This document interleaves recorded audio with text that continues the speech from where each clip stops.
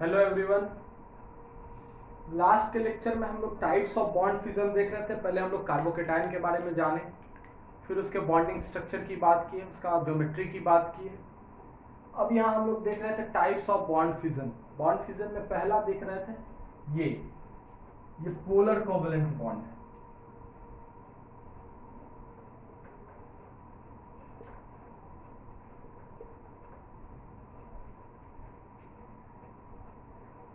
तो क्या होता है कि पोलर कोवेलेंट बॉन्ड, यदि बॉन्ड में पोलैरिटी हो, बॉन्ड मेरा पोलर कोवेलेंट बॉन्ड है, the electron lie shifted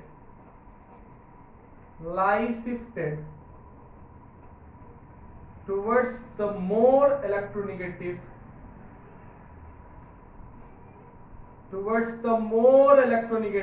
atom X। आपका इलेक्ट्रॉन किसकी ओर शिफ्ट करेगा? Towards the more electronegative atom X। ठीक है। resulting in the development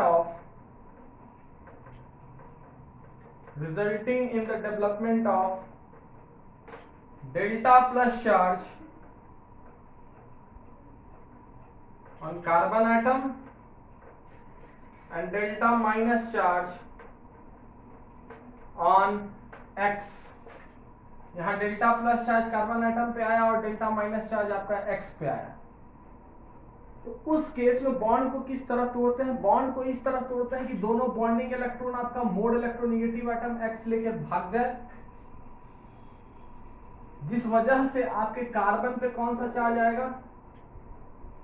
positive charge. और इसको हम लोग क्या बोलेंगे? इसको हम लोग क्या बोलेंगे? कार्बोकेटाइन।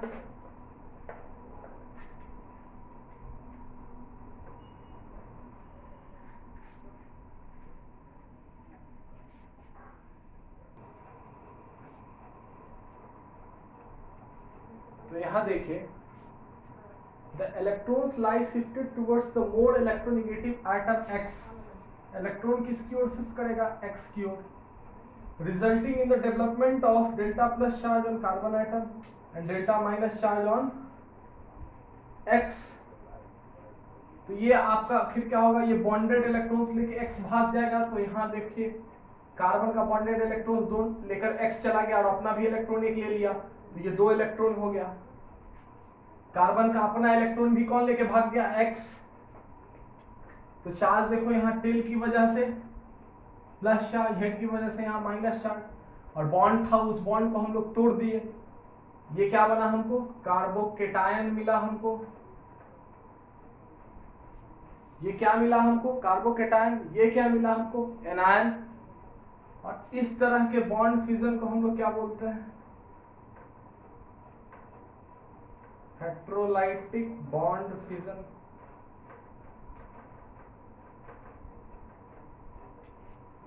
इस तरह के बॉन्ड फिजन को हम लोग बोलते हैं हेट्रोलाइटिक बॉन्ड फिजन।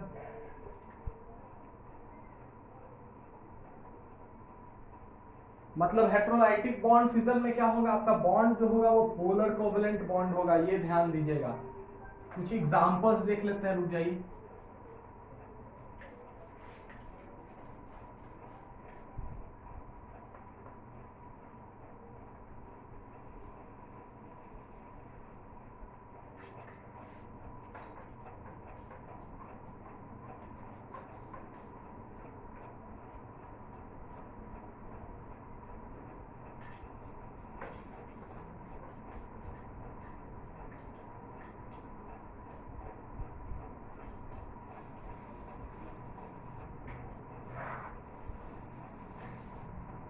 एग्जाम्पल्स देखिए आप।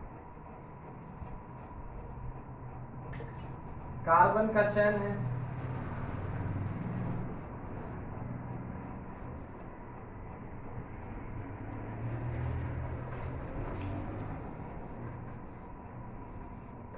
यहाँ क्लोरीन, देखिए यहाँ कार्बन और क्लोरीन वाला बॉन्ड, यहाँ कार्बन पर डेल्टा माइनस, यहाँ क्लोरीन पे सॉरी कार्बन पर डेल्टा प्लस, क्लोरीन पे डेल्टा माइनस, क्योंकि क्लोरीन ज्यादा इलेक्ट्रोनिगेटिव है, इलेक्ट्रॉन अपनी ओर खींचेगा, तो क्लोरीन पे डेल्टा माइनस, कार्बन पे डेल्टा प्लस। यहाँ यही वाला बॉन्ड क्या है आपका, पोलर कोवेलेंट बॉन्ड।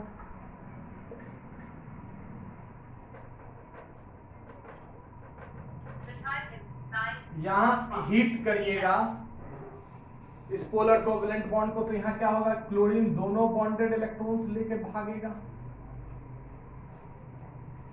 जब क्लोरीन दोनों बॉन्डेड इलेक्ट्रॉन्स लेकर भागेगा तो यहाँ क्या आएगा,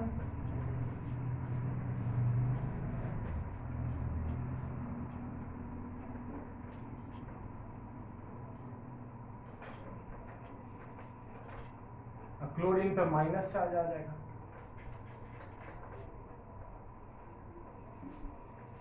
क्लोरीन के पास 6 इलेक्ट्रॉन तो पहले से था ना, 2 लेके भागा तो 8 हो गया। तो क्लोरीन कार्बन पर प्लस चार्ज, क्लोरीन पे माइनस चार्ज, ये बना कार्बोकेटायन।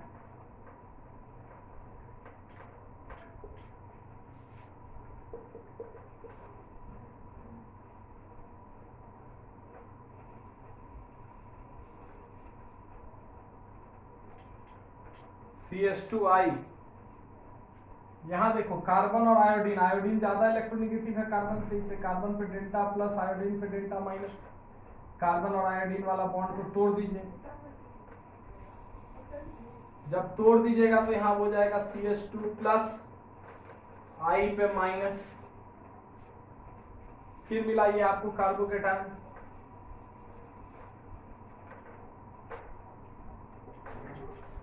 ये सब आपका एग्जांपल्स है, ये वाला बॉन्ड आपका यहाँ फिर है polar covalent bond.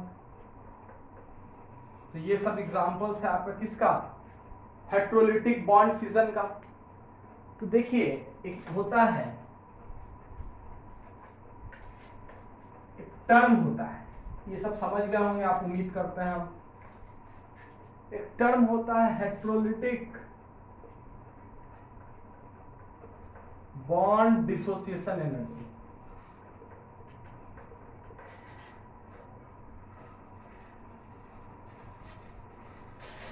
Heterolytic bond dissociation energy मतलब हेट्रोलाइटिक बॉन्ड डिसोसिएशन इसी ऐसा ही केस में होगा ना, पोलर कोवेलेंट बॉन्ड होना चाहिए, सबसे बड़ा बात पोलर कोवेलेंट बॉन्ड होना चाहिए, हीट होना चाहिए। तो कार्बन पर डेल्टा प्लस चार्ज डेवलप करेगा, एक्स पर डेल्टा माइनस चार्ज डेवलप करेगा खींचने की वजह से। ये वाला बॉन्ड को तोड़ दीजिए, जब तोड़िएगा तो कार्बन पे प्लस और एक्स पे माइनस, ये हो गया आपका कार्बोकेटायन, ये हो गया आपका एनायन। तो हेट्रोलाइटिक बॉन्ड डिसोसिएशन एनर्जी क्या हो जाएगा, inversely proportional to stability of resultant carbocation.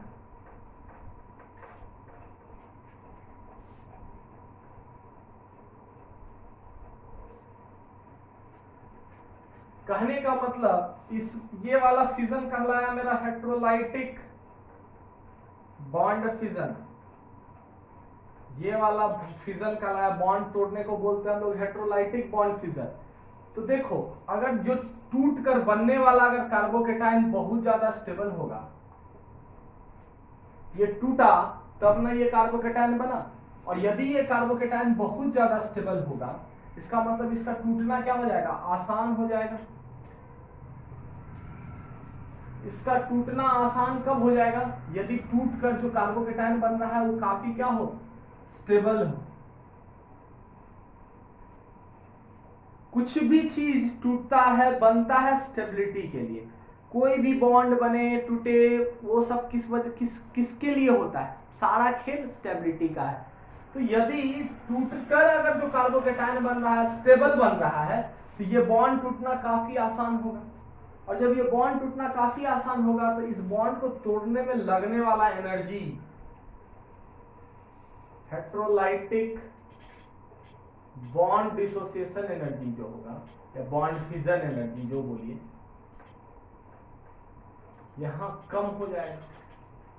इसका मतलब जो रिजल्टेंट कार्बोकेटायन है, कार्बोकेटायन बनाइए और कार्बोकेटाइन जो रिजल्टेंट आया, जो जनरेट हुआ कार्बोकेटाइन, ये कार्बोकेटाइन जितना ज्यादा स्टेबल होगा, जितना ज्यादा आपका रिजल्टेंट कार्बोकेटाइन स्टेबल होगा, उतना ज्यादा हेटेरोलाइटिक बॉन्ड डिसोसिएशन एनर्जी होगा। ये एनर्जी ज्यादा कब होगा? जब ये कार्बोकेटाइन जितना कम स्टेबल हो। सॉरी, हम शायद उल्टा बोल दिए। यहां सुनिए, कार्बोकेटाइन जितना ज्यादा स्टेबल होगा, जितना ज्यादा स्टेबल होगा, ये बॉन्ड का टूटना उतना ही आसान होगा। और जब ये बॉन्ड आसानी से टूट सकता है तो हमको एनर्जी कम देना पड़ेगा ना बाहर से तोड़ने के लिए। अगर आसानी से नहीं टूट रहा होता, आसानी से नहीं टूट रहा होता, तो हमको बाहर से एनर्जी ज्यादा देना पड़ता, तब न टूटता। तोड़ने के लिए एनर्जी देना पड़ता। क्यों? जब ये टूटना नहीं चाहता तो एनर्जी देना पड़ता। मतलब टूटना आसान नहीं होता तो हमको एनर्जी बाहर से ज्यादा देना पड़ता। मतलब उस केस में हेटेरोलाइटिक बॉन्ड डिसोसिएशन एनर्जी ज्यादा कब होगा? जब ये बॉन्ड का टूटना आसान नहीं होगा तब। और यदि ये बॉन्ड का टूटना आसान है तो इस केस में हमको हेटेरोलाइटिक बॉन्ड डिसोसिएशन एनर्जी कम देना पड़ेगा, क्योंकि बॉन्ड का टूटना क्या है? आसान। और ये बॉन्ड का टूटना आसान किस बात पर निर्भर कर रहा है भाई? जो कार्बोकेटाइन जनरेट हुआ, डेवलप किया, रिजल्टेंट कार्बोकेटाइन जो आया वो काफी स्टेबल आया। अगर ये रिजल्टेंट कार्बोकेटाइन काफी स्टेबल आएगा, मतलब ये बॉन्ड टूटना आसान होगा। जब ये बॉन्ड टूटना आसान होगा तो उनको बाहर से अधिक एनर्जी देने की कोई आवश्यकता नहीं है। इसीलिए हेटेरोलाइटिक बॉन्ड डिसोसिएशन एनर्जी, एनर्जी वाला टर्म स्टेबिलिटी का हमेशा उल्टा होता है, तो ये ध्यान देना है। हेटेरोलाइटिक बॉन्ड डिसोसिएशन एनर्जी, एनर्जी वाला टर्म हमेशा स्टेबिलिटी का उल्टा ही होता है, सिर्फ रेजोनेंस एनर्जी को छोड़कर। रेजोनेंस एनर्जी आपका स्टेबलाइजेशन एनर्जी है, बाकी सब एनर्जी आपका स्टेबिलिटी का उल्टा। तो देखो, ये energy bond dissociation energy, heterolytic bond dissociation energy ज्यादा कब होगा? जब आपका कार्बोकेटाइन का स्टेबिलिटी कम हो। और यदि कार्बोकेटाइन का स्टेबिलिटी ज्यादा, तो ये एनर्जी हमको कम देना पड़ेगा, क्योंकि उस केस में बॉन्ड का टूटना आसान होगा। समझो, अगर ये बॉन्ड का टूटना आसान क्या होगा, किस बात पर निर्भर करेगा? जो कार्बोकेटाइन आ रहा है वो काफी स्टेबल है। यदि कार्बोकेटाइन जो आ रहा है काफी स्टेबल होगा तो ये बॉन्ड का टूटना उतना ही आसान होगा।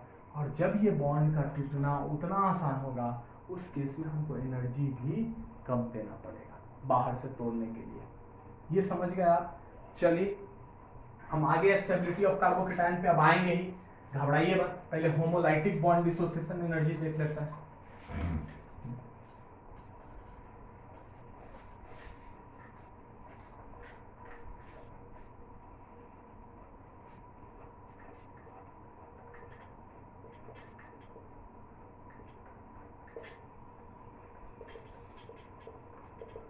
होमोलाइटिक बॉन्ड डिसोसिएशन, इसमें बॉन्ड इस तरह से टूटता है कि हर एक फ्रेगमेंट, हर एक टूटने वाला हिस्सा एक एक इलेक्ट्रॉन लेकर अलग हो जाए।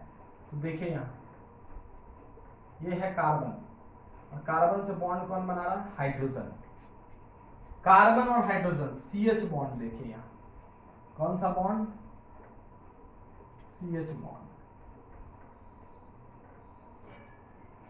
कार्बन से बॉन्ड कौन बना रहा है? हाइड्रोजन आपका बना रहा है। अब यहां ध्यान देने वाली बात क्या है? बहुत ध्यान देने वाली बात है, बारीकी से ध्यान देना है यहाँ।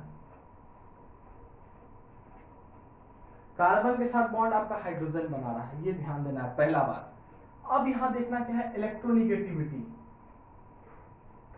कार्बन का 2.4, हाइड्रोजन का 2.1।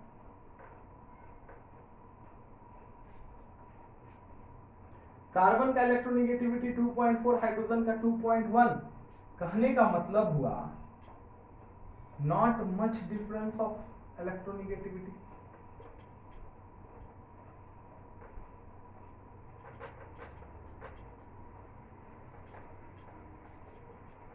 कार्बन और हाइड्रोजन के बीच उतना ज्यादा डिफरेंस ऑफ इलेक्ट्रोनिगेटिविटी नहीं है। तो देखो, ये दोनों बॉन्डेड इलेक्ट्रॉन, ये जरूर है कि कार्बन थोड़ा सा ज्यादा इलेक्ट्रोनिगेटिव है तो थोड़ा सा कार्बन की ओर शिफ्टेड रहेगा। इन सब के बावजूद ये वाला बॉन्ड मेरा not a polar covalent bond.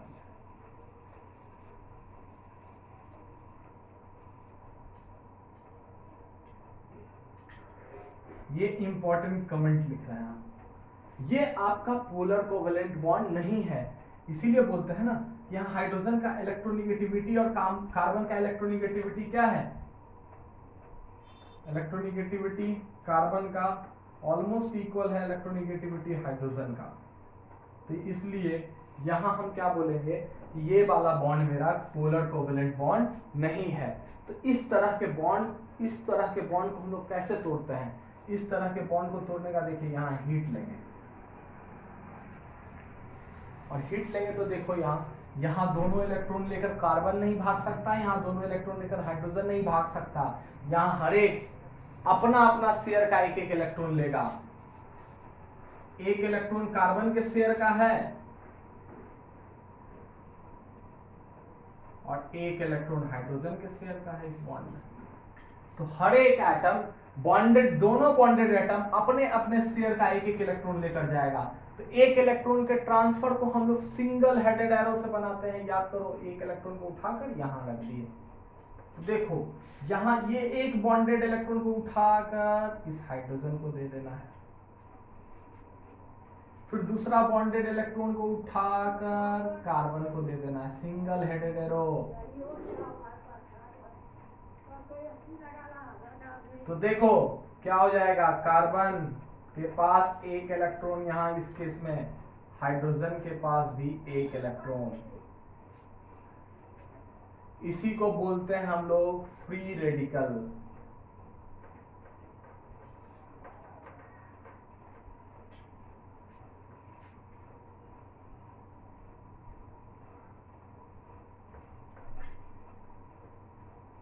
समझिए।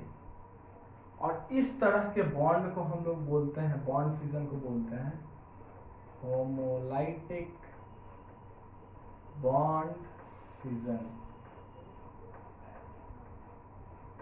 इस तरह के बॉन्ड फिजन को हम लोग बोलते हैं होमोलाइटिक बॉन्ड फिजन। ठीक, अब देखिए यहां समझने वाली बात क्या है। समझने वाली बात यहाँ ये है कि कार्बन से यहाँ बॉन्डेड है हाइड्रोजन, दो बॉन्डेड इलेक्ट्रॉन्स है, हाइड्रोजन एक इलेक्ट्रॉन लेकर भागेगा, ये कार्बन अपना शेयर वाला एक इलेक्ट्रॉन लेकर अलग हो जाएगा, और यहाँ कार्बन के पास एक अनपेयर्ड इलेक्ट्रॉन और हाइड्रोजन के पास भी एक अनपेयर्ड इलेक्ट्रॉन।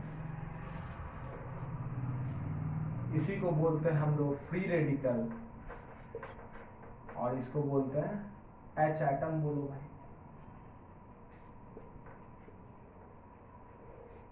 इस तरह के बॉन्ड डिसोसिएशन को हम लोग क्या बोलते हैं, होमोलाइटिक बॉन्ड डिसोसिएशन, जहां हर एक एटम अपना अपना शेयर का एक एक इलेक्ट्रॉन लेकर भाग जाए। यहां एक टर्म आता है होमोलाइटिक बॉन्ड डिसोसिएशन एनर्जी।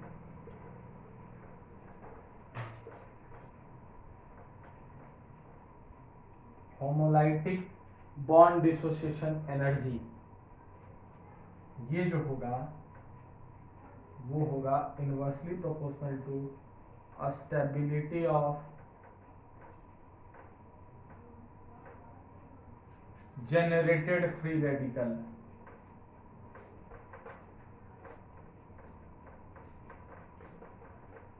ये हो जाएगा आपका inversely proportional to stability of generated free radical. इस तरह के बॉन्ड के टूटने पर हमको एक फ्री रेडिकल डेवलप किया, रिजल्टेंट जो मेरा आया वो फ्री रेडिकल आया, जो जनरेट हुआ वो फ्री रेडिकल जनरेट हुआ। तो यहाँ homolytic bond dissociation energy is inversely proportional to stability of generated free radical. जो फ्री रेडिकल जनरेट हुआ उसके स्टेबिलिटी का इनवर्सली प्रोपोर्शनल होगा। फिर वही बात, हेट्रोलाइटिक बॉन्ड डिसोसिएशन एनर्जी में जो जनरेट हो रहा था वो कार्बोकेटायन जनरेट हो रहा था, इसलिए वहां था inversely proportional to stability of carbocation. यहां हो जाएगा स्टेप, यहां inversely proportional to stability of free radical. क्यों? यहां समझिए ध्यान से, यहां टूटकर फ्री रेडिकल बन रहा है। फ्री रेडिकल जितना ज्यादा स्टेबल होगा, ये टूटना उतना ही ज्यादा आसान होगा ये बॉन्ड, और ये बॉन्ड टूटना जितना ज्यादा आसान होगा हमको एनर्जी उतना ही, ये वाला एनर्जी उतना ही कम देना पड़ेगा। और यही एनर्जी कौन सा एनर्जी है? इस एनर्जी को बोलते हैं होमोलाइटिक। कौन सा बॉन्ड टूट रहा है? Homolytic bond dissociation energy.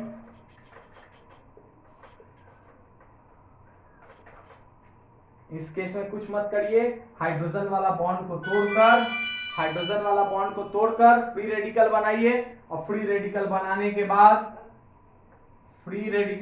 के बाद आप स्टेबिलिटी ऑर्डर लिखिए, और स्टेबिलिटी ऑर्डर लिखकर उसी का उल्टा ऑर्डर कर दीजिएगा, तो आपको आ जाएगा होमोलाइटिक बॉन्ड डिसोसिएशन एनर्जी का ऑर्डर।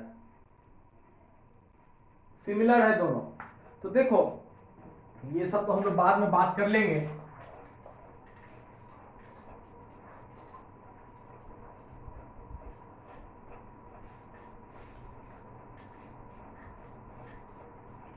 चलो अब देखो, अब समरी में लिख दे रहे हैं।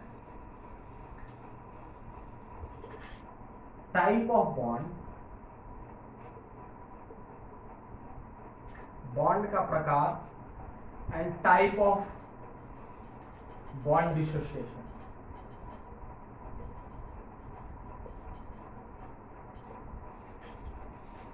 पहला है, यदि आपका बॉन्ड आपका क्या है, नॉट अ पोल, चलिए अच्छा, not a polar covalent bond,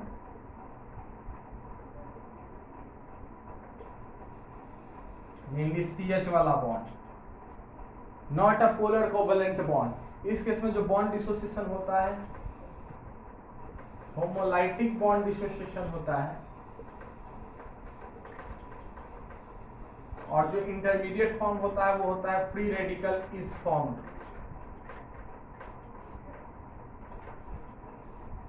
चलो अगर यही बॉन्ड रहा आपका polar covalent bond,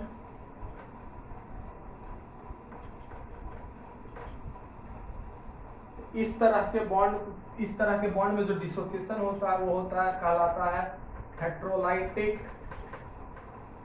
bond dissociation. और इस केस में आपको कार्बोकेटायन मिलेगा, कार्बोकेटायन इज फॉर्म।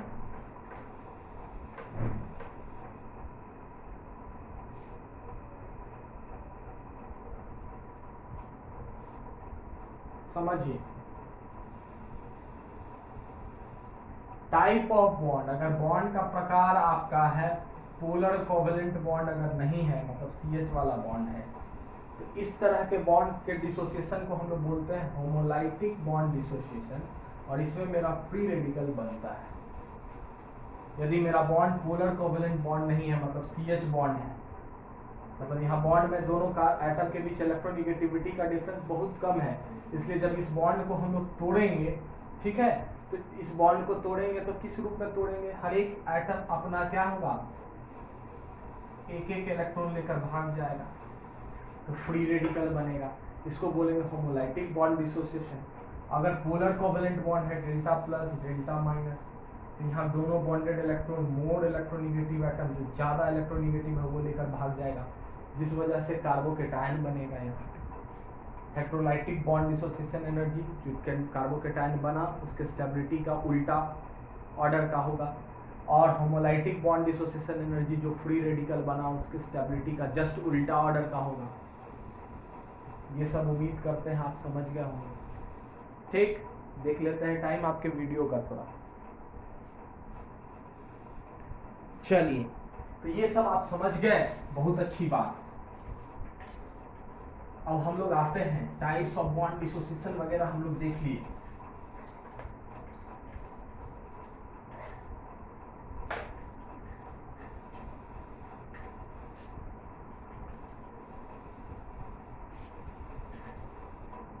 यहां ध्यान दीजिए आप,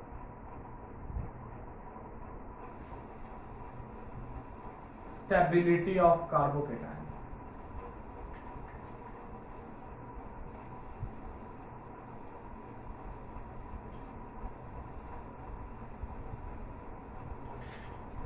Stability of carbocation.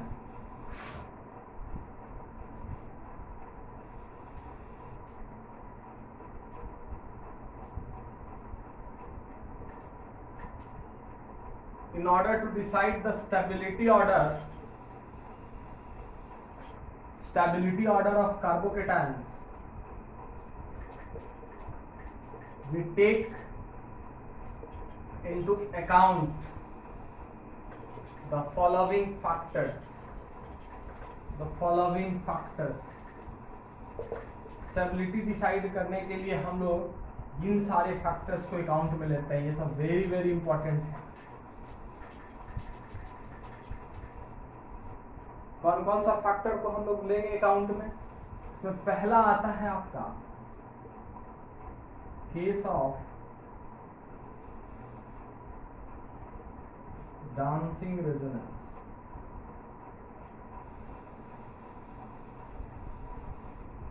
Case of dancing resonance पहला फैक्टर हम लोग ये देखते हैं।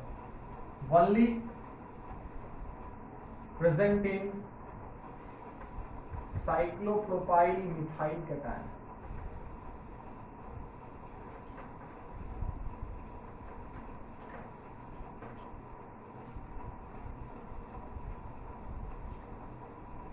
सिर्फ आपका साइक्लोप्रोपाइल मिथाइल कैटायन में ही ये मौजूद होता है आपका डांसिंग रेजोनेंस।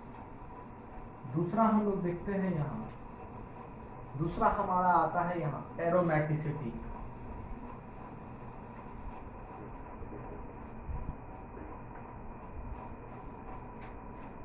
यहाँ हम लोग चेक करते हैं aromatic carbocation,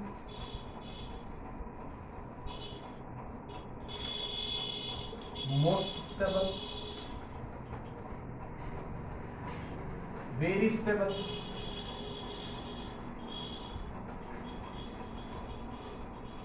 anti aromatic carbocation,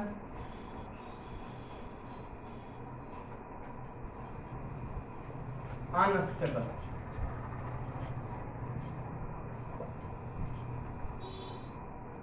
case of dancing resonance में ये होता है मोस्ट स्टेबल। इससे ज्यादा स्टेबल धरती पे कोई नहीं है। Case of dancing resonance most stable. Aromaticity में अगर एरोमेटिक कार्बोकेटायन आएगा very stable, anti aromatic carbocation आएगा अनस्टेबल। दूसरा केस एरोमेटिसिटी का लगाते हैं। तीसरा फैक्टर लगाते हैं रेजोनेंस का। तो देखिए तीसरा फैक्टर जब रेजोनेंस का आप लगाइएगा, देखिए ये फैक्टर सब समझिए, ये समझ जाइएगा, आपको अच्छे से समझ में आएगा। जब कार्बोकेटायंस है, रेजोनेंस वाला फैक्टर देखा है, तीसरा रेजोनेंस।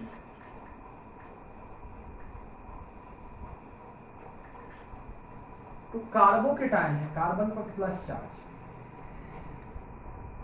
मतलब ये क्या है, इलेक्ट्रॉन डेफिशिएंट है।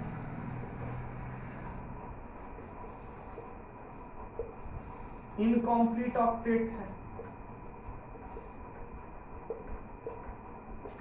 प्लस चार्ज मतलब इलेक्ट्रॉन की कमी है।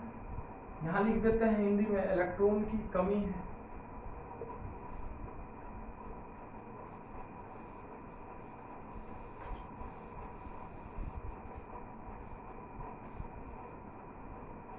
इलेक्ट्रॉन डेफिशिएंट है, ये इनकम्प्लीट ऑक्टेट है, यहाँ इलेक्ट्रॉन की कमी है यहाँ इस कार्बोकेटायन के पास। कितना भाई, 6 ही इलेक्ट्रॉन है, 6 इलेक्ट्रॉन है इसके पास, होना कितना चाहिए, 8। तो इलेक्ट्रॉन की कमी है, मतलब जिसके पास इलेक्ट्रॉन की कमी है उसको कैसा ग्रुप इसके स्टेबिलिटी को बढ़ाएगा, donor groups increase the stability, acceptor groups decrease the stability। सबसे बड़ा बात पहले लिख रहा है, डोनर ग्रुप्स स्टेबिलिटी को बढ़ाएगा, एक्सेप्टर ग्रुप स्टेबिलिटी को घटाएगा। क्यों, ये प्लस चार्ज है, इलेक्ट्रॉन की कमी है यहाँ, इसको देने वाला चाहिए, लेने वाला नहीं। अरे भाई किसी को दे नहीं सकता, दूसरे से लेना पसंद करता है, देना पसंद नहीं करता। इसलिए यहाँ डोनर ग्रुप स्टेबिलिटी को बढ़ाएगा, एक्सेप्टर ग्रुप यहाँ स्टेबिलिटी को घटाएगा। ये है कार्बोकेटायन का आपका खेल, ये इंपॉर्टेंट कॉन्सेप्ट। कार्बोकेटायन के पास इलेक्ट्रॉन की कमी है, तो इसको जब जो इलेक्ट्रॉन दे देगा तो इसको स्टेबल कर देगा, खुश कर देगा, और जो इलेक्ट्रॉन लेने वाला रहेगा इसको और बेचैन कर देगा। क्यों भाई, इसके पास कमी है और इससे कोई और मांगे तो, गरीब से आप पैसा मांग रहे हैं तो गरीब पर आप अत्याचार कर रहे हैं। ये कार्बोकेटाइन गरीब है, इलेक्ट्रॉन की कमी है, इससे पैसा मांगिएगा तो इस पर आप अत्याचार कर रहे हैं, स्टेबिलिटी इसका और घट जाएगा। मतलब एक्सेप्टेड मतलब लेने वाला यहाँ स्टेबिलिटी को घटा देगा, और गरीब है उसको कुछ पैसा दे दीजिएगा, वो थोड़ा सा खुशहाली में आ जाएगा, थोड़ा सा सुखी हो जाएगा। सुखी हो जाएगा मतलब donor groups increase the stability, accepted groups decrease the stability. किसका? कार्बोकेटाइन का। ऑफ लिख दो, बड़ा सा कार्बोकेटाइन लिख देना। ठीक, अब देखो यहाँ हम तुमको बारी बारी से सारा केस लिख देते हैं, ये सब फैक्टर ध्यान रखना हमेशा हमेशा, कभी मत भूलना, बहुत काम का चीज है ये सब। तो रेजोनेंस जो देख रहे हो तुम, रेजोनेंस में क्या होगा? Directly proportional to magnitude of plus M groups.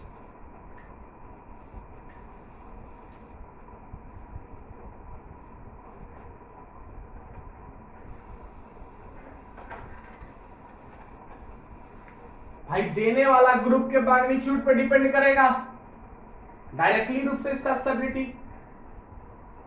Stability of carbocation का ही ना केस लिख रहे हैं, स्टेबिलिटी ऑफ कार्बोकेटाइन का केस लिख रहे हैं।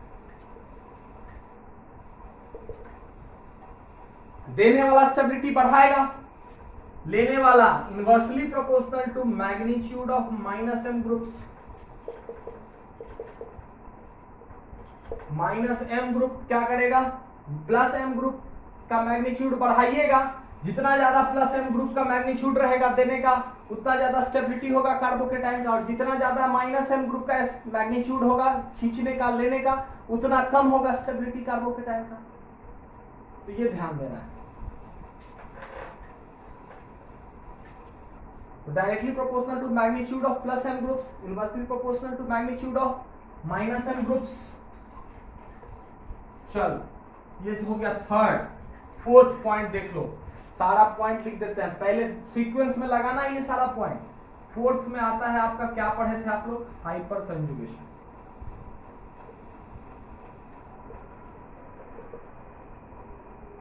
तो हाइपर कंजुगेशन एक डोनेशन इफेक्ट है देने का। तो magnitude of plus H groups, ये देने